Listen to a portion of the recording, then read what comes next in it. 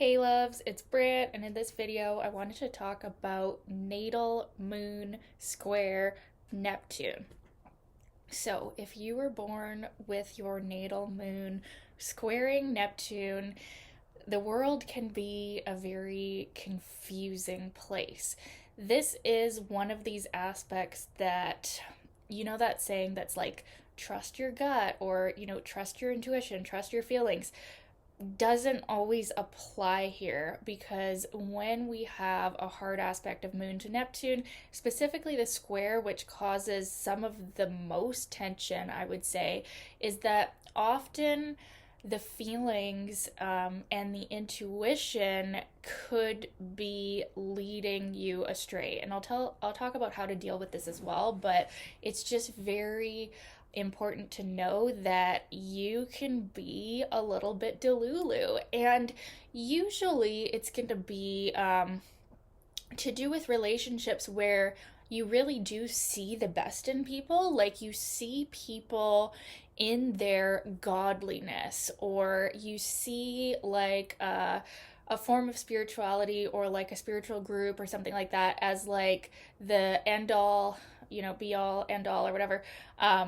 But when you really need to be practicing more discernment with things that bring up emotions for you, because whenever you're dealing with your moon, your emotional self, your feminine self, your like early childhood messages, and like that in unconscious reaction, right?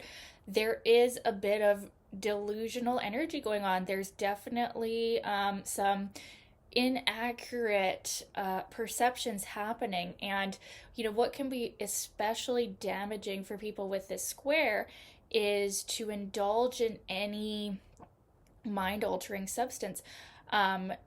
Especially people that are strongly Neptunian, it's dangerous. But with this square, it seems to be, more than really any aspect I can think of, especially damaging. And the reason for that is the world, their emotions, and their perceptions of people are already a bit muddled and confused.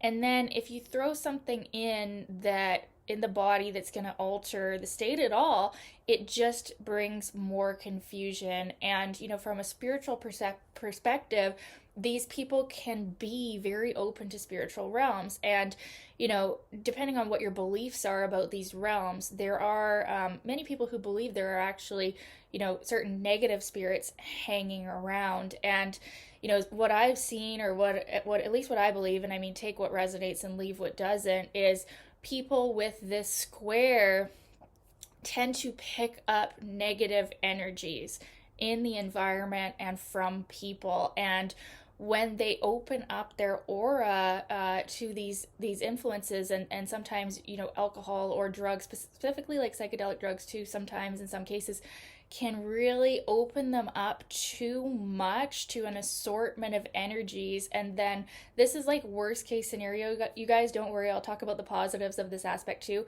But worst case scenario with this aspect, you can see like psychosis, you could see like a need for psychiatric care, because they have completely lost their perception of reality.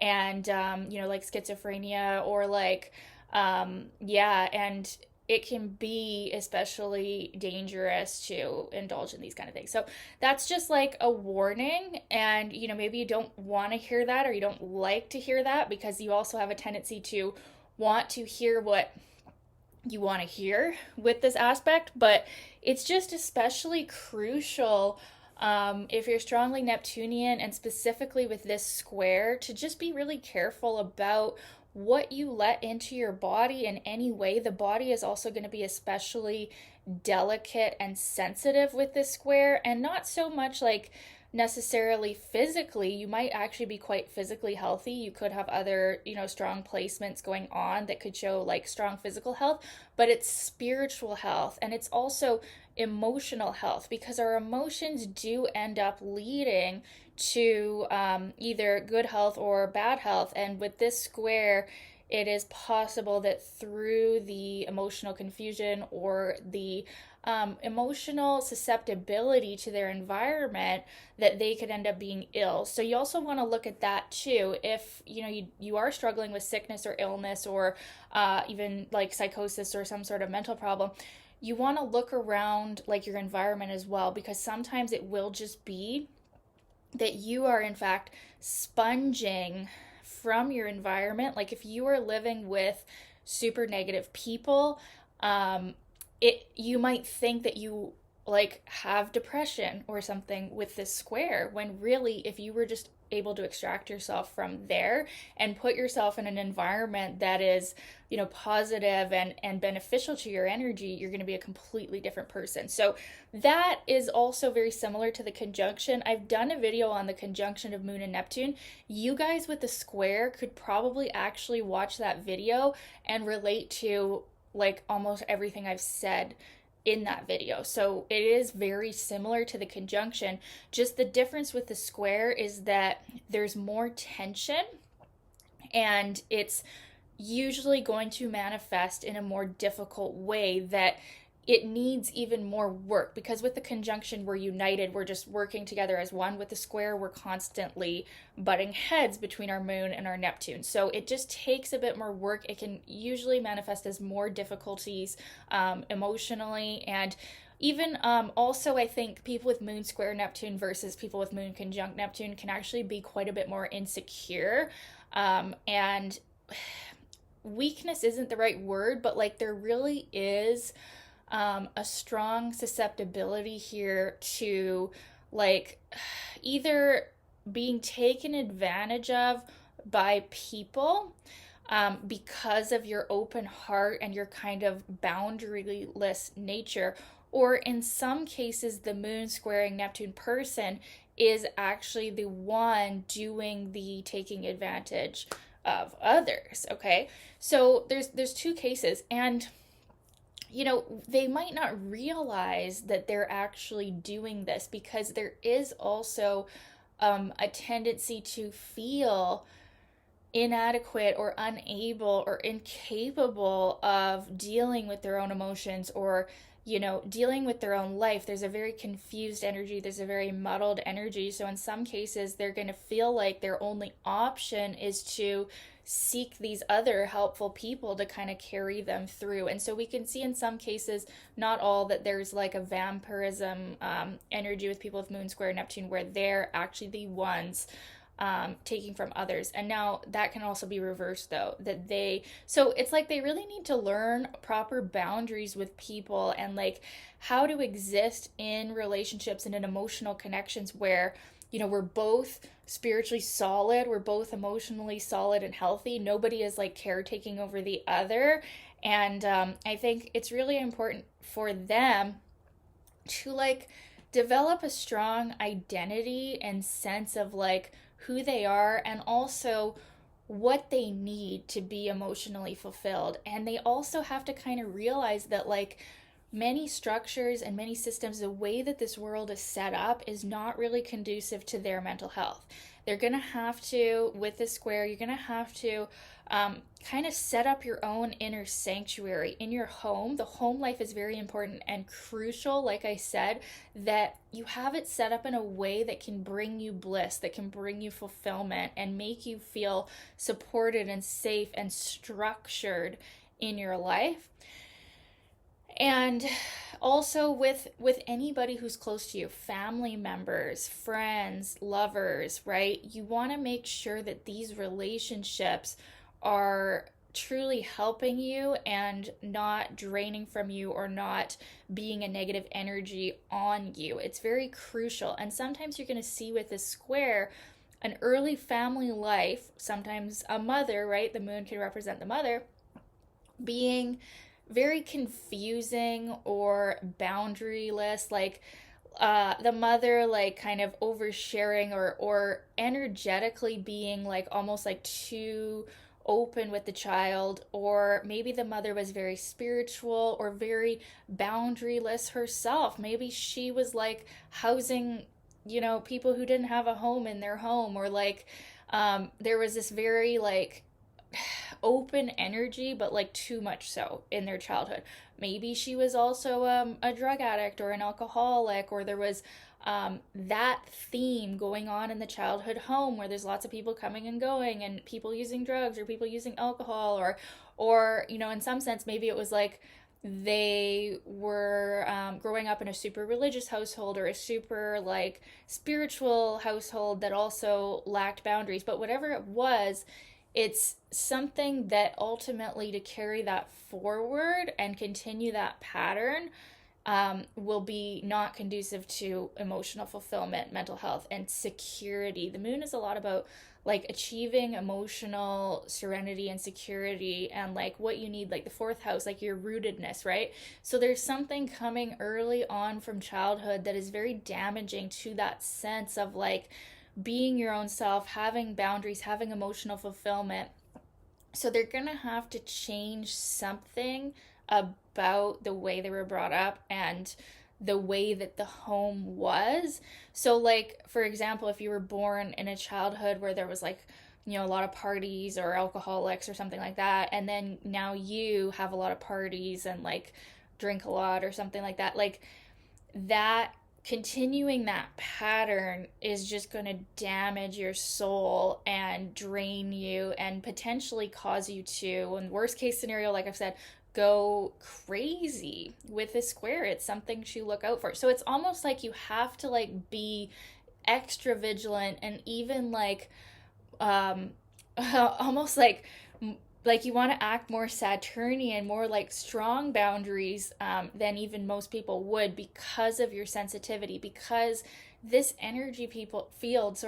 this energy field of someone with moon square Neptune is so open. It's kind of like, all the muck, all the like, I'm seeing like all these bugs and all these like cockroaches and leeches and spiders, like you are just like letting all that in without realizing it. And it just so happens to be that like you do often attract people or situations that are very needing help, and like you can't help them all, right? This is actually a great placement for someone to work in some sort of field where you are helping others and you are serving others, because there is a real open-heartedness. I promise you, if someone with moon square Neptune has ever hurt you, they did not mean to. And it is like one of the most open-hearted, loving, like spiritually sensitive, spiritually gifted placements you can have. But where the problem comes in is like, who do you let in and who do you keep out? You have to really have discernment here and recognize that not everybody has the same heart as you. Some people are going to be leeches, right? Some people are going to be just wanting your energy because they want to take from it. And that is especially crucial for someone with moon squaring Neptune to figure out, who's who here. And like you might actually be better to keep your circle quite small with this square in your natal chart, because you do tend to attract types that can drain you, and then you might end up being the draining one to others and you don't realize why, but it's because you haven't cultivated that inner sanctuary, this like structured, like imagine like your inner world, your emotional world, your aura is like this castle, right?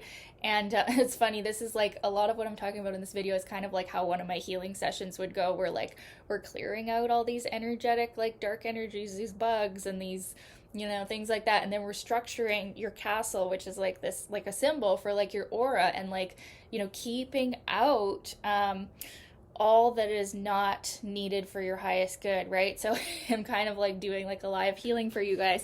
But I know that you'll get it. If you have this square, you will absolutely get it. If you're watching for a friend and you don't have the square and you're hearing me talk about this, you're going to be like, what the heck? But yeah, so like that is especially crucial when you have the square. And recognizing that you do have a tendency to be delulu, you do have a tendency to delude yourself or even delude others with the square. So you don't want to always trust your psychic impressions with this square. Sometimes if you are in like I said, if you're in a home or you're in a place that's like psychically unwell, let's just put it that way, you could be picking up things and thinking they're like intuitive impulses, and like it's inaccurate, it's damaging you. So that is also crucial for like if you're following a guru or you're following some spiritual teaching, you have to really use discernment and like really go with like take what resonates and leave what doesn't. Like you want to be able to come to your own conclusions. You don't want to blindly follow what somebody else is saying because you have some sort of emotional investment in them.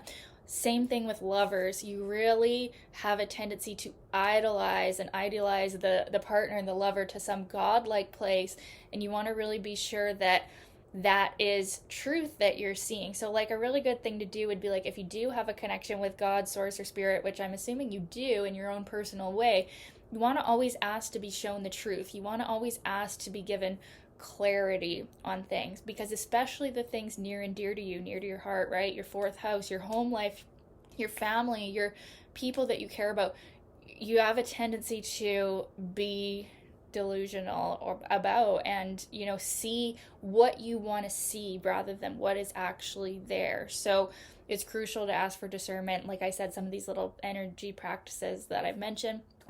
So some of the gifts of this is, of course, it's a gift and a curse, right? That sensitivity, that openness to everything and everyone's energy. You actually do have very good psychic abilities, but it's crucial to kind of have a foundation first before you start to practice with them. Because like I said, opening yourself up to this world before you're grounded, before you're sober, before you are in an environment where it's safe to do so, can be especially damaging. But when you have all that structure in place, you have like a energy field that's ready to do that, you are some of the most psychic people around, and you can trust your intuition from that place. And that is truly one of your purposes for being here, is your spiritual gifts, your spirituality. You're probably a starseed, you're probably a healer, you're probably an excellent astrologer as well. And there's also, like I said, a really open, big heart. So helping people, being in the helping professions, music, art, all these things are going to be really beneficial and really healing for you to practice. And you'll probably be really gifted as well in those areas. The usual 9 to 5 and the harshness of this world is not for you. So you will have to kind of be strong and set up a life that is meant for you and your delicate, sensitive, spiritual soul. So men with this aspect could be attracted to a partner who is Neptunian, right? Both genders, or whatever gender you identify as, you really want to have discernment in your relationships, almost like a Venus square Neptune, but it's more, I find like with Moon square Neptune, it's more like Venus square Neptune can be more for love relationships and money, and then Moon square Neptune is kind of like everything. It's like you got to have discernment. But yeah, and then women with this square, how it differentiates is that there can be some confusion around your femininity as well, and like there can be a wound from the mother too, and how she related to herself as a woman. So it's kind of like feminine energy healing, but there is a real mothering energy. There is a real, like with all Moon Neptune aspects, there's a real connection to like the feminine, and these people can actually be very feminine themselves and really identify with feminine energy and like divine mother energy, and there is a real like nurturing, unconditional love frequency that these people have, and that's one of their gifts, that they do really have this pure, like refined, unconditionally loving kind of mother love with this square. But there needs to be discernment on who is worthy of that love, right? So I'd love to know your experience of the square. If you have it in your natal chart, what has it been like for you? I'd love to know. And thank you so much for watching this, you guys. Thank you for your requests and sending you all the love. We'll talk soon. Okay, bye.